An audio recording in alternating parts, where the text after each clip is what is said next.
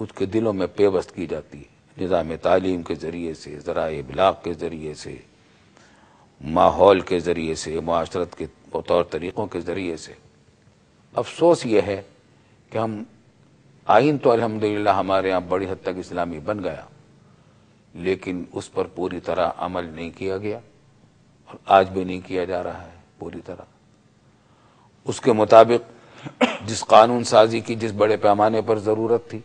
اس میں بھی کمی ہے۔ اسلامی نظریاتی کونسل ایک مشاورتی ادارہ تھا اسی کام کے لیے، اس کی سفارشات الماریوں کی زینت بنی ہوئی ہیں، کبھی ان پر نہ پارلیمنٹ میں بحث ہو رہی ہے، نہ ان کو قانونی شکل دینے کے لیے کوئی راستہ نکالا جا رہا ہے، حالانکہ بڑی مثبت اہم تجاویز دی گئی ہیں۔ نظام تعلیم اس کے مطابق نہیں بنایا گیا، نظریہ کچھ اور کہہ رہا ہے، ہمارے نظام تعلیم اور نصاب میں بچے کچھ اور پڑھ رہے ہیں۔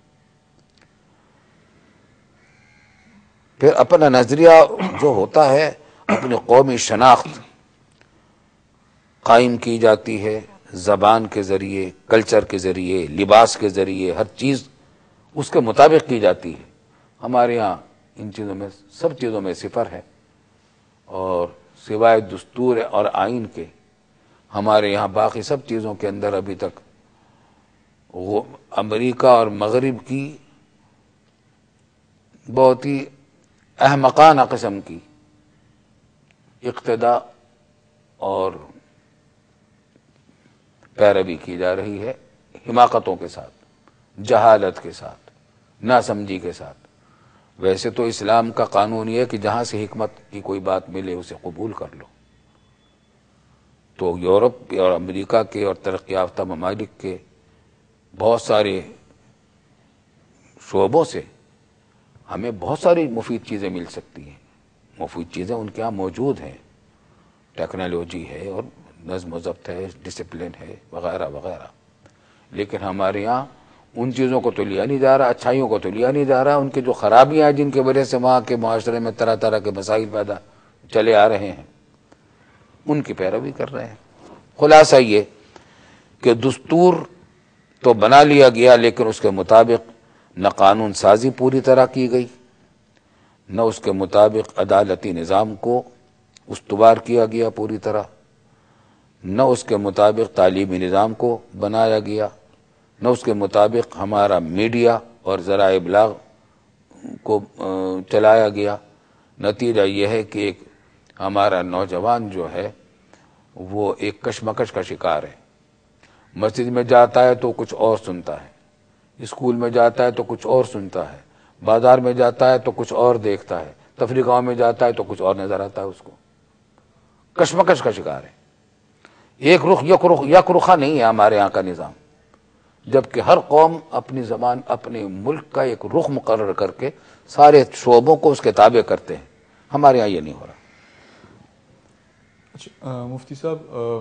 اب جو میں سوال آپ سے کروں گا وہ ذرا ایک اس کی تمہید باندھوں گا تاکہ آپ کو کلیئر ہو جائے کہ میں کیا کہنا چاہ رہا ہوں۔ ایک تو یہ کہ ماضی میں جو اسلامی نظام کے غلبے کے لیے پاکستان میں جو کوششیں کی گئیں، ایک تو میں یہ جاننا چاہوں گا آپ سے کہ آخر وہ کیوں ناکام ہوئیں۔ دوسری ایک بات یہ ہم دیکھتے ہیں کہ ابھی حال ہی میں ہم نے دیکھا کہ وکلاء نے ایک تحریک چلائی کہ چیف جسٹس آف پاکستان کو واپس ان کو ری انسٹیٹ کیا جائے، اور وہ 2 سال تک مسلسل اس جدوجہد میں لگے رہے کہ چیف جسٹس کو ان کا کھویا ہوا مقام مل جائے۔ پھر ہم دیکھتے ہیں کہ 2 سال کے عرصے میں وہ کامیاب بھی ہوئے۔ تو ایک مسلمان ہونے کے ناطے اور پاکستانی ہونے کے ناطے میں یہ سوچتا ہوں کہ ہمارے ملک میں مطلب یہاں سے کراچی سے لے کے آگے شمالی علاقہ جات تک ہزاروں مدارس ہیں جن میں لاکھوں کی تعداد میں طالب علم ہیں۔ پھر دوسری طرف ہمارے یہاں بہت سی اصلاحی دینی جماعتیں ہیں جن کی بھی تعداد لاکھوں میں اجتماعات ہوتے ہیں ان کے۔ پھر ہمارے پاس دینی سیاسی جماعتیں بھی ہیں، ان کی بھی اپنی ایک قوت ہے۔ اس طرح یعنی کہنے کا مقصد یہ ہے کہ وہ لوگ جو اسلام کے نام لیوا ہیں اور اسلامی نظام چاہتے ہیں، اسلام کے مطابق زندگی گزارنا چاہتے ہیں، ان کی ایک بہت بڑی تعداد ہے۔ اور پھر عام پبلک جو بظاہر ہو سکتا ہے کہ وضع قطع میں اسلامی نہ ہو لیکن وہ بھی دل سے اسلامی نظام چاہتے ہیں، انصاف چاہتے ہیں۔ تو آخر کیا وجہ ہے کہ ہمارے جو بڑے علماء اکرام ہیں وہ رسم شبیری جسے کہتے ہیں وہ ادا کرتے ہوئے عوام کو کیوں نہیں اسلام کے غلبے کے لیے لا رہے راستے میں؟ اور آپ کیا سمجھتے ہیں کہ اس کا طریقہ کار کیا ہے کہ اسلام کا غلبہ کیسے ہوگا؟ کیا یہ کیا عسکری ذریعے سے ہوگا، کیا یہ صرف تعلیمی ذریعے سے ہوگا، یا کوئی سیاسی ذریعے سے ہوگا، یا اصلاحی ذریعے سے ہوگا، یا کوئی جلسے جلوس سے ہوگا؟ یہ کیسے ہوگا؟ سلوشن کیا ہے اس کا؟ میرا خیال ہے کہ اس سوال کا جواب بھی تقریباً وہی ہے جو میں نے ابھی پچھلے سوال کے جواب میں آپ سے عرض کیا کہ ہر قوم اپنا ایک نظریہ زندگی اپناتی ہے، پھر اپنے دستور کو، قانون کو، نظام تعلیم کو، نظام عدالت کو، میڈیا کو اور ذرائع ابلاغ کو، سب کو اسی رخ پر لگاتی ہے، اپنی زبان کو، اپنے کلچر کو، سب اسی کے تحت چلاتی ہے۔ تو اگر یہ کام ہمارے یہاں ہو جائے، بات یہ ہے کہ ہمارے بنیادی نظام تعلیم بنیادی چیز ہے۔ نظام تعلیم اگر ہمارا ایک آزاد و خود مختار ترقی پذیر اور ترقی یافتہ ملک کو، ایک آزاد و خود مختار ترقی پسند اور ترقی پذیر قوم کو جیسا نظام تعلیم درکار ہے وہ نافذ ہو جائے۔ جب ہم یہ کہتے ہیں کہ اسلامی بنیادوں پر قائم ہو تو اس کا مطلب یہ نہیں ہوتا کہ اس کے اندر صرف قرآن و حدیث ہی پڑھائی جائے گی۔ اس کا مطلب یہ ہوتا ہے کہ جو اس مسلمانوں کی تعلیمی پالیسی یہ ہے کہ کلمہ حکمت کی جو بات جہاں سے مل جائے اس کو لے لو۔ میرا اس موضوع پر میری ایک تقریر ہے جو کتابی شکل میں چھپ گئی ہے، اور تاریخ اس کا نام ہے مسلمانوں کی تعلیمی پالیسی تاریخ کے آئینے میں۔ مسلمانوں کی تعلیمی پالیسی کی بنیاد یہ رہی ہے کہ قرآن و سنت، اسلامی فقہ، اصول فقہ، اسلامی عقائد کی تعلیم، عربی زبان، یہ تو بنیادی چیزیں ہیں ہی اسلامی ضرورت کی، یہ تو دینی ضرورت کی چیزیں ہیں،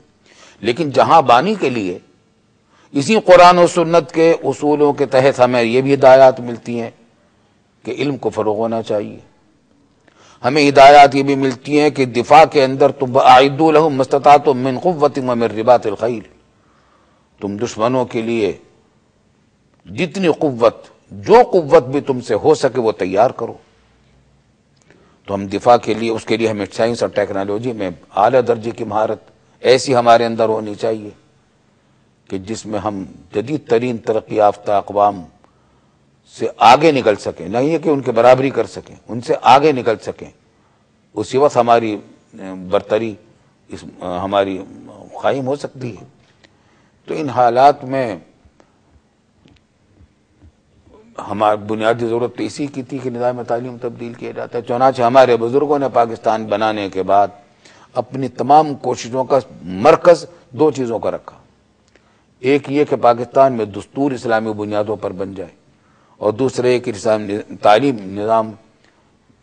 بالکل اسلامی اصول کے بنیاد پر بن جائے، یعنی جدید ترین عصری علوم،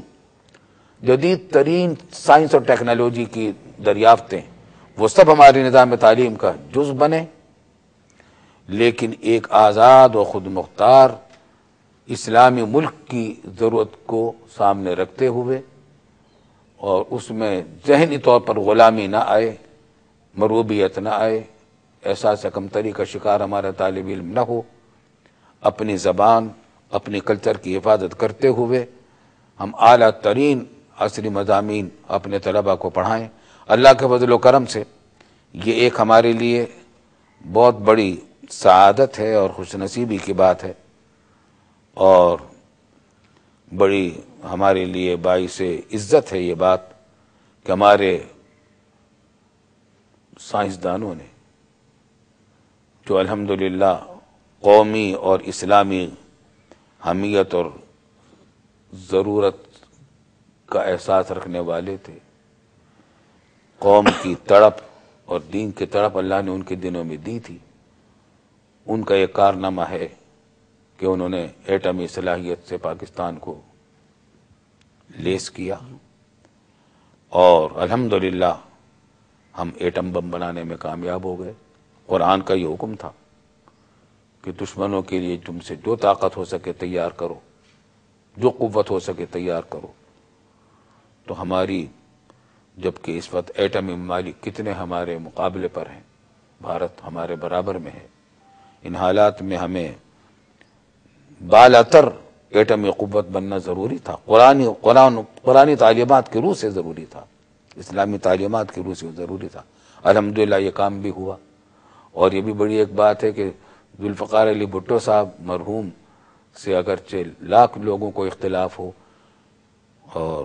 بہت سی چیزوں میں ہمیں بھی ان سے اختلاف رہا ہے، لیکن یہ کہ ان کا یہ ایسا کارنامہ ہے جس کا انکار نہیں کیا جا سکتا۔ پاکستان کو ایٹم بم، ایٹمی صلاحیت سے مالا مال کرنے کا جو بیڑا اٹھایا انہوں نے تھا، تکمیل ضیاء الحق صاحب اور بات کی